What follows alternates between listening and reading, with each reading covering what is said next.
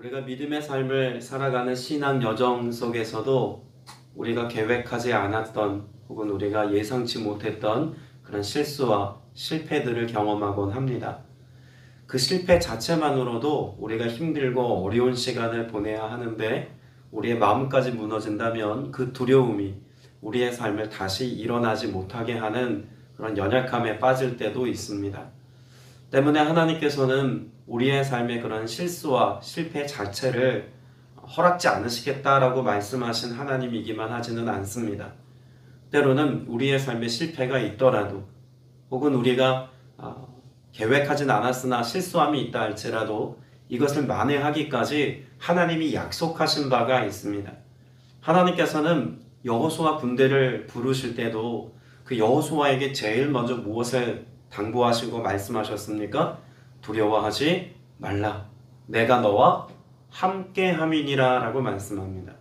사실 두려움은 언제 찾아오는 걸까요? 실패의 순간에 찾아오는 정서입니다.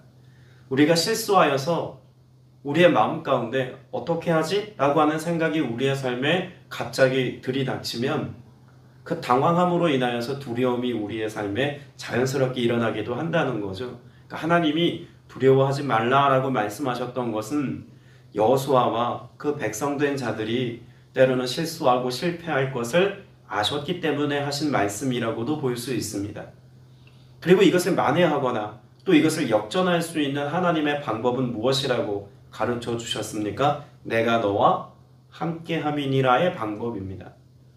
애초에 하나님께서 우리에게 그 실패의 자리에서 더 이상 쓸모없다고 포기하거나 하나님의 말씀에 순종하지 아니하였다고 외면하실 것이라면 이런 말씀도 하지 않으셨겠죠.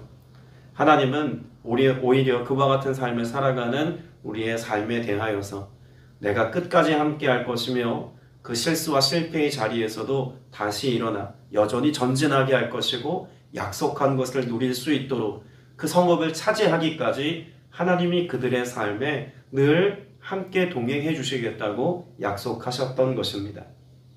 우리가 어제 보았던 말씀인 여호수아 7장에서 그 작은 성읍이라고 정탐되었던, 그래서 충분히 군사 3,000명으로 정복 가능한 성읍이라고 여겼던 아이성 전투에서 이스라엘 백성은 그야말로 완전히 도망자 신사가 되어서 쫓겨왔습니다. 군사도 37명이나 사망하는 안타까운 상황을 직면하게 되었고, 그래서 여호수아는 이스라엘의 범죄 앞에서, 아간의 범죄 앞에서 옷을 찢고 회개하고 탄식하며 하나님께 대하여서 그 모든 것을 묻지 않았던 자신의 삶을 회개합니다. 아이성 전투를 다시 하나님이 명령하실 때는 그래서 7장의 내용과 8장의 내용이 사실 똑같은 아이성 전투이지만 그 모습과 태도와 과정, 결과에 이르기까지 무엇 하나 닮아 있는 것이 없습니다. 여러분, 실패의 자리에서 다시 일어나 똑같은 현장으로 도전한다는 것은 사실 무척 어려운 일입니다. 수험생들이 대학 입시에 실패를 하고 재수를 선택합니다만 실제로 재수를 선택해서 재수생의 시절을 잘 보내는 것은 고3 시절을 보내는 것보다 더 어렵다고 하죠. 왜냐하면 그 자리가 한 번 실패를 맛보았던 자리이기 때문에 그렇습니다. 3수는 더 어렵고 4수는 더 어렵겠죠. 임용고시에 실패한 사람들 혹은 비단 그런 일상의 문제만이 아니라 가정생활에서 실패한 사람들, 우리 인생의 자리에서 무수히 많이 계획되었던 자리에서 실패와 실수를 경험한 사람은 그 마음의 무너짐으로 인하여서 다시 일어나지 못하는 경우들이 꽤 많습니다. 여호수아와 그 이스라엘 백성들도 비록 얕잡아 보았던 아이성이지만 결국 실패를 경험하고 난 뒤에는 다시 그 싸움의 현장에 나아가는 것이 결코 만만한 일은 아니었을 겁니다. 하나님께서는 때문에 먼저 무엇부터 하셔야 했겠습니까? 그들이 넘어진 자리에서 다시 일어서도록 하는 것이 먼저였습니다. 1절 말씀을 보시면은요, 8장 1절에 이렇게 시작됩니다. 여호와께서 여호수아에게 이르시되 두려워하지 말라, 놀라지 말라. 군사를 다 거느리고 일어나 아이로 올라가라. 보라, 내가 아이 왕과 그의 백성과 그의 성읍과 그의 땅을 다 내 손에 넘겨 주었으니. 여러분, 애초에 전쟁의 시작이 7장의 전쟁과는 전혀 다른 양상인 것이 1절부터 이미 드러납니다. 어떤 차이와 어떤 격차가 있을까요? 여호와께서 여호수아에게 이르시되라고 하는 하나님의 명령과 말씀으로부터 출발한 전쟁이라는 점에서 앞의 전쟁과는 확연하게 다른 전쟁의 모습이라는 것입니다. 하나님이 말씀하세요. 그 말씀의 내용은 두려워하지 말라는 겁니다. 일어나라고 말씀합니다. 그리고 올라가라고 말씀하죠. 지리적으로도 아이성은 높은 곳에 있고 이스라엘 백성들은 낮은 곳에서 높은 곳을 점령해 올라가야 하는 상황입니다. 그런데 이미 한번 올라갔다가 패배해서 쫓겨 내려왔잖아요. 그런데 다시 올라가기가 어려운 상황 가운데 놓여 있었던 이스라엘 백성들입니다. 그렇게 주저앉은 백성들에게 하나님은 일어나라고 말씀하시고 올라가라고 말씀하죠. 근데 그 하나님의 말씀이 막연하지 않습니다. 우리가 주목할 것은요, 다시 올라가서 너희 방법대로 한번 힘써 싸워봐라 라고 하나님이 말씀하신 것이 아니라 하나님은 이번에도 작전과 명령과 계획을 구체적으로 보여주십니다. 애초에 여리고성을 무너뜨릴 때도 무엇이 있었습니까? 하나님의 작전이 있었습니다. 하나님의 계획이 있었습니다. 여리고성을 하루 한 바퀴씩 6일 동안 도는 것이 하나님의 작전이었고 마지막 날 7바퀴를 돌고 함성과 나팔 소리로 하나님께서 행하실 일들에 대한 기대감을 찬양하듯 선포하는 것이 하나님의 방법이었습니다. 하나님께서는 구체적인 전략을 주셨다는 이야기죠. 그러나 7장에서는 그런 하나님의 전략 없이 막연히 나아가 싸우려고 했습니다. 그런데 지금 8장에는 하나님의 구체적인 전략이 포함되어져 있습니다. 2절 말씀을 보면 너는 여리고와 그 왕에게 행한 것 같이 아이와 그 왕에게 행하되 오직 거기서 탈취할 물건과 가축은 스스로 가지라. 너는 아이 성 뒤에 복병을 둘지니라 하시니. 자, 그러면 하나님은 이번 싸움 어떻게 하시겠다는 것입니까? 복병을 통해서 일하시겠다라고 말씀합니다. 이 복병을 통해서 일하시겠다는 하나님의 사인을 받고 3절에 보면 여호수아가 작전을 명령합니다. 용사 3만 명을 뽑아서 내보내죠. 이미 군대의 규모조차 달라졌습니다. 내 생각에는 3,000명 정도면 될 것 같았는데 3만 명을 준비한 것을 보면 하나님께서는 이미 아이성과의 싸움에 필요한 군사의 숫자도 말씀하신 것입니다. 3만 명의 군사를 데리고 그 중에서 5,000명은 매복을 시키고 나머지 군사는 돌진하다가 싸움에 패한 것처럼 도망가면 그들이 나왔을 때 그 매복한 자들이 성읍을 쳐들어가 불사르고 빼앗은 뒤에 나머지 그 매복한 군사 5,000과 나머지 25,000의 군대가 그 중간에 끼어있는 아이성에 있던 군사들을 치는 것이 하나님의 구체적인 전략이었습니다. 여러분, 하나님이 우리의 삶을 인도하실 때요, 막연하게 신앙생활하라고 말씀하지 않으십니다. 하나님은 저와 여러분이 신앙 여정 가운데 구체적인 계획을 가지고 인도하시는 하나님이신 줄로 믿게 되시길 축복합니다. 우리가 성복순복음교회 이 아침에 나와서 예배드리는 것도 하나님의 계획과 전략의 일부입니다. 오늘 우리가 기도를 선택한 것 자체가 하나님의 전략입니다. 주신 하나님의 말씀을 통해서 오늘 내가 믿음의 결단을 하는 것이 하나님께서 내게 허락하신 전략입니다. 내 삶에 상관없이 무관한 일처럼 여겨지는 것으로 우리가 생각된다 할지라도요, 여러분이 하나님의 전략을 나의 전략으로 선택했을 때 하나님의 방법이 내 인생의 방편이라고 믿고 나아갈 때 여기에 성공이 있고 여기에 하나님의 역전이 있습니다. 실패한 자리에서 다시 일어나 승리케 하시는 여호와의 역전의 역사는 하나님의 방법으로 되어지는 줄로 믿게 되시길 축복합니다. 그렇게 하나님께서는 하나님의 명령을 구체적으로 가르쳐 주셨죠. 자, 그리고 그런 하나님의 구체적인 명령에 대한 여호수아의 반응은 3절에 기록되어져 있습니다. 이에 여호수아가 일어나서. 이에입니다. 이에. 이미 한번 싸워 보았던 대상 아닙니까? 패배를 경험한 사람일수록 사실 변명이 많아집니다.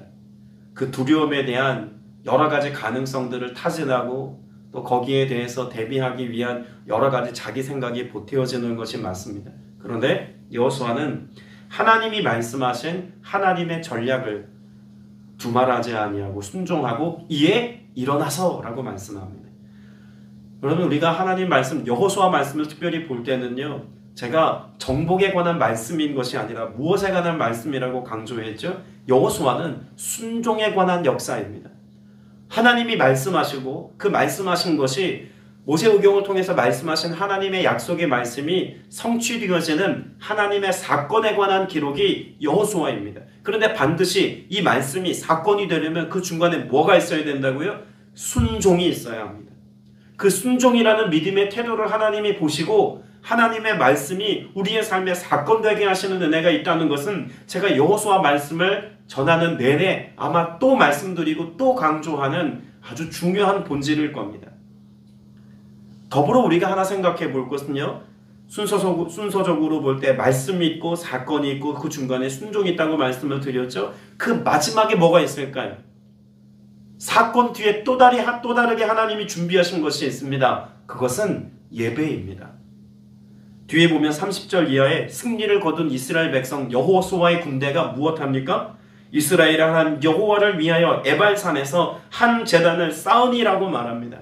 여러분, 그러니까요. 우리의 예배는, 우리가 하나님 앞에 드리는 이 예배는요, 예배로부터 출발했다고 보기 어렵습니다. 적어도 하나님이 여호수아를 통해서 가르쳐 주시는 예배의 사건은요, 언제 일어나냐면 말씀하시고 말씀에 대한 하나님의 사건이 있기까지 우리가 순종하면 그 사건을 누린 자들이 기쁨과 감격과 여호와의 승리케 하심의 이 은혜와 함성을 가지고 하나님 앞에 나와서 온전한 예배를 드리는 것이 예배의 순서라고 보여지기도 한다는 이야기입니다. 그러니까 여러분, 우리가 예배의 자리에서 무언가 하나님에 대하여 기원하는 것이 아닙니다. 기억하십시오. 기원하는 것이 아닙니다. 하나님이 우리에게 일상을 살아갈 때 승리케 하신 기쁨을 가지고 하나님을 예배하는 것입니다. 그러면 우리의 삶의 승리의 자리는 어디여야 합니까? 일상이어야 합니다. 여러분의 가정에서, 일터에서, 오늘 내가 살아가는 삶의 현장에서, 내가 만나는 사람들과의 만남에서 여러분, 여기가 하나님께서 우리를 파송하시고 보내신 싸움의 현장입니다. 여기에서 우리가 하나님의 말씀의 원리를 따라서 순종하며 살아갈 때 하나님이 우리를 형통케 하시고 승리케 하시고 이기게 하시고 역전케 하시는 그 놀라운 하나님의 은혜들을 경험할 때 비로소 우리 예배는 진정한 예배가 됩니다. 여러분의 예배자의 삶은 여러분의 일상에서 이미 성패가 결정되는 것입니다. 그리고 하나님을 말씀하시죠. 4절에 보면 그들에게 명령하여 이르되 너희는 성읍 뒤로 가서 성읍을 향하여 매복하되 그 성읍에서 너무 멀리 하지 말고 다 스스로 준비하라. 다 스스로 준비하라. 여러분, 하나님께서는요, 우리에게 스스로 준비할 것을 말씀하십니다. 하나님이 이 아이성을 함락시킬 때 여리고성을 점령하셨을 때처럼 그저 하나님의 전능하심을 따라서 순종하여 하나님의 승리의 역사를 경험하게 하실 수도 있습니다. 하나님께서 성경의 여러 역사들을 보면은요, 불과 유황으로 탄 성읍을 하룻밤 사이에 완전히 무너뜨리시고 소멸하시는 것은 일도 아니었습니다.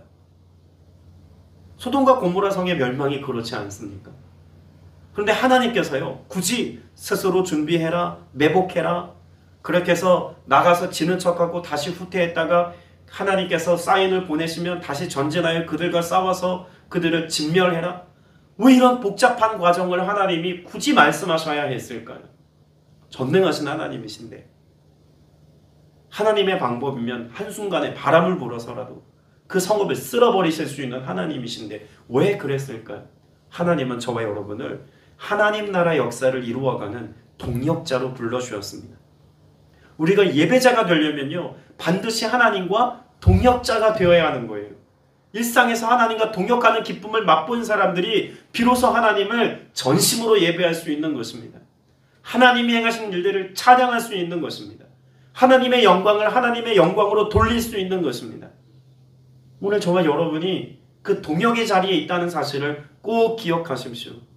하나님은 능치 못할 일이 없으신 하나님이시지만 그 하나님의 일을 누구를 통해 일하기를 원하실까요? 저와 여러분을 통해 일하기를 원하십니다. 나약해도 부족해도 충분하지 않아도 오직 믿음으로 순종하는 자들을 통해서 하나님은 하나님의 일들을 이루어 가기를 원하십니다. 이 일에 우리가 준비되어야 할 줄로 믿습니다. 성결함으로 준비되어야 하고 말씀과 기도로 준비되어야 하고 하나님께서 하실 일들에 대한 소망의 찬양으로 준비되어야 합니다. 그곳에 하나님의 승리케 하심이 있다는 것입니다. 여호수아 전체를 아우르는 하나님의 백성된 자들의 삶의 태도를 8절에서는 이렇게 말씀합니다. 8절 한번 읽어보겠습니다. 시작. 너희가 그 성읍을 취하거든 그것을 불살라 여호와의 말씀대로 행하라. 보라 내가 너희에게 명령하였느니라. 제가 계속 말씀드린 내용의 반복 아닙니까? 하나님이 명령하셨습니다. 그리고 그 명령에 대해서 무엇하라고 말씀합니까? 여호와의 말씀대로 행하라, 순종하라입니다. 그러면 뭐가 있다는 걸까요? 하나님이 이루실 사건이 있다는 것입니다. 열매가 있다는 것이고 승리가 있다는 것을 말씀하는 것이죠. 이미 하나님께서는 주셨습니다. 그래서 계속해서 하나님이 말씀하지 않습니까? 1절에서도 내 손에 넘겨 주었으니 7절에서도 그 성읍을 너희 손에 주시리라. 계속해서 하나님은 이미 하나님께서 그 성읍을 이스라엘 백성들 손에 붙였다라고 말씀하고 계신 겁니다.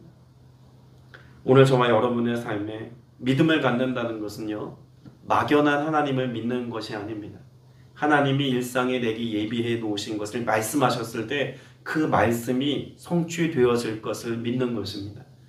여러분, 때문에 말씀이 중요하고 그 말씀을 대하는 우리의 태도가 믿음인 것이 중요한 것이고 그 믿음으로 살아갈 때 하나님을 경험하는 것, 하나님의 사건을 경험하는 것, 여러분 이것이 하나님을 경험하는 것입니다. 많은 분들이 묻습니다. 어떻게 하나님을 경험합니까? 하나님의 말씀 없이는 사건이 일어날 수 없으니 하나님을 경험할 수 없습니다. 성경에 기록된 무수한 하나님의 이름은 다 무엇과 관련이 있을까요? 하나님이 행하신 사건과 관련이 있는 이름입니다. 하나님을 경험한다는 것은요, 하나님이 행하신 사건을 경험할 때야 비로소 하나님을 경험했다고 말할 수 있는 것 아닙니까? 근데 그 하나님의 사건은 말씀으로부터 출발하니 우리가 하나님을 어떻게 경험합니까? 라고 질문한다면 하나님 말씀 앞에 서는 것이야말로 최선입니다. 하나님 말씀을 통해서 하나님 이런 분이셨군요. 내가 그 하나님에 대한 인지를 가지고 일상을 살 때 하나님이 그 말씀을 성취하시니 그 하나님의 이름을 부를 수 있고 하나님을 경험했노라고 말할 수 있는 것입니다.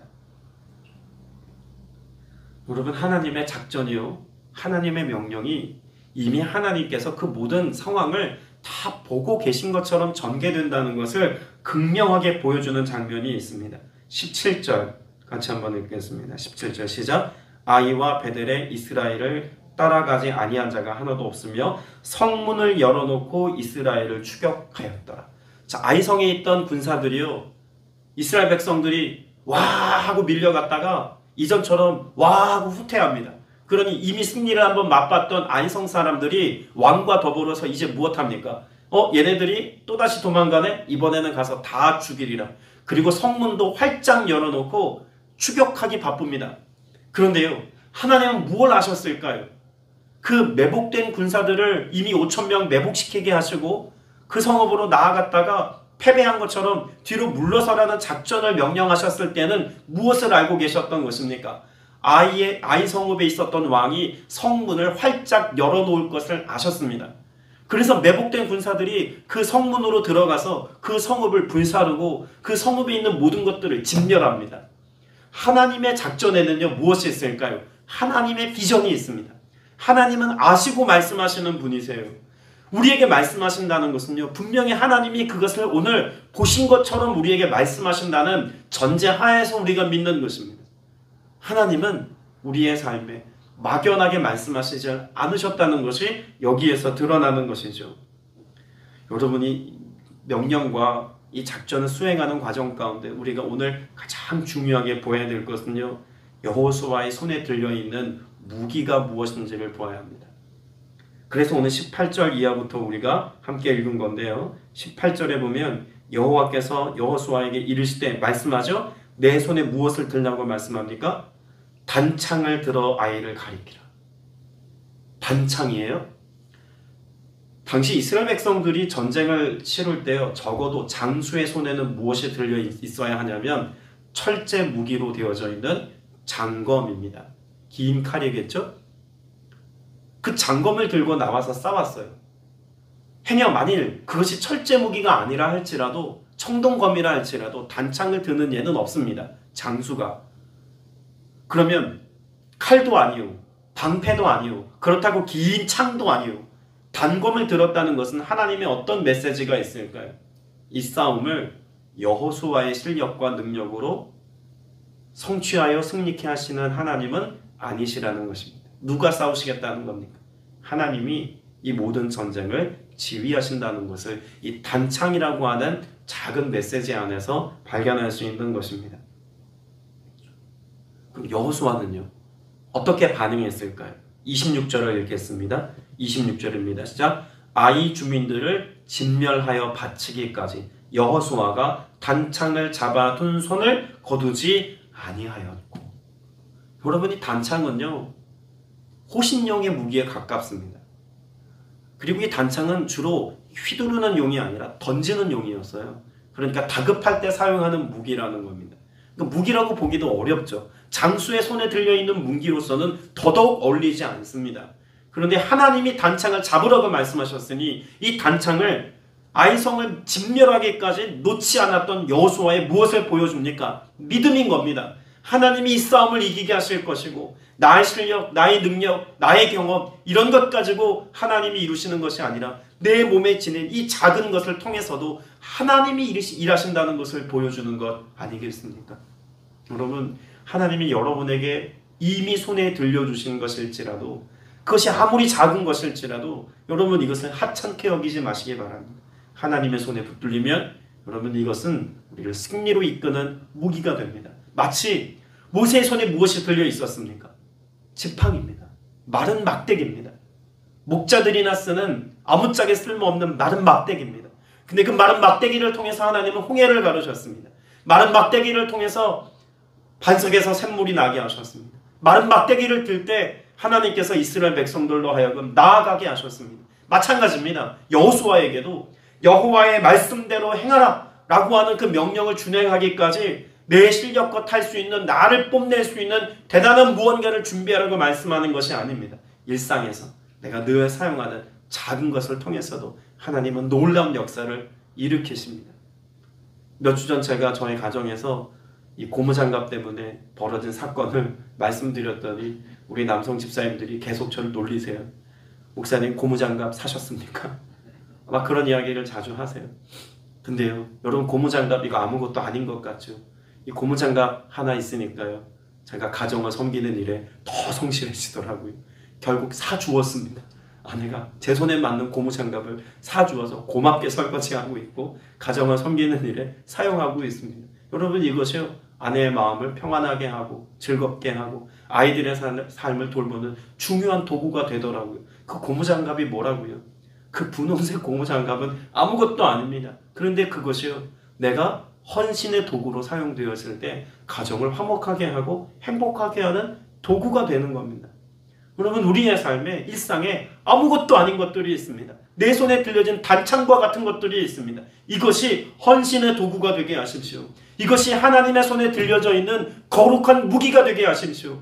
이것을 끝까지 믿음으로 붙잡고 하나님 앞에 순종하면 그 하찮아 보이는 것을 통해서도 하나님은 하나님의 위대한 역사를 저와 여러분을 통해 이루어 가실 줄로 믿습니다. 말씀을 맺습니다. 23절 같이 읽어봅니다. 시작. 아이 왕을 사로잡아 여호수아 앞으로 끌어왔더라.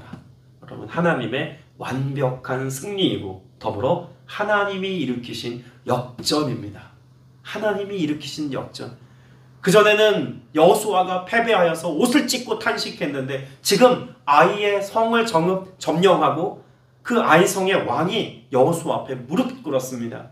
여러분, 이것은 여호수아의 승리가 아니라 여호와의 승리입니다. 그런데 그 영광을 누구로 누리게 하십니까? 그 역전의 하나님을 누림은 그 세상에서의 승리를 누린 것과 같은 겁니다. 오늘 저와 여러분에게 하나님은 역전의 하나님이신 것을 분명히 가르쳐 주십니다. 무엇을 통해서요? 나의 자금을 통해서, 나의 순종을 통해서, 나의 헌신을 통해서 하나님 우리에게 역전의 명수이심을 분명히 가르쳐 주시고 이 은혜와 감격을 가지고 예배의 자리에 나오도록 우리를 불러주십니다. 오늘 그 역전의 하나님을 경험하고 승리케 하시는, 온전케 하시는 하나님의 은혜를 누리게 되시길 주님의 이름으로 축복합니다. 기도드리겠습니다. 은혜가 풍성하신 아버지 하나님, 오늘도 주님의 얼굴을 구하며 은혜를 바라며 믿음의 고백을 가지고 순종하며 나아가게 하시니 감사드립니다. 주님 말씀하셨고 그 말씀을 마음에 새겼으며 말씀을 좇아 믿음의 결단을 가지고 나아가오니 주님 도와주셔서 주님 역사하셔서 그 순종의 삶을 살아가는 주의 백성들에게 오늘 일으키실 하나님의 역전을 경험하게 하여 주옵소서. 내 손에 든 것은 단창과 같이 진실로 주님 앞에 내보일 것이 아무것도 없습니다. 그러나 우리의 자금을 통해서 도리어 하나님의 크심이 증명되게 하셨던 이 사건이 오늘 나의 사건 되어서 그 하나님을 찬미하며 나아가기까지 하나님을 뜨겁게 경험하며 선명히 경험하는 복된 날 되게 하여 주옵소서. 주의 은혜를 사모하고 감사드리옵고 예수 그리스도 이름으로 기도드렸사옵나이다. 아멘.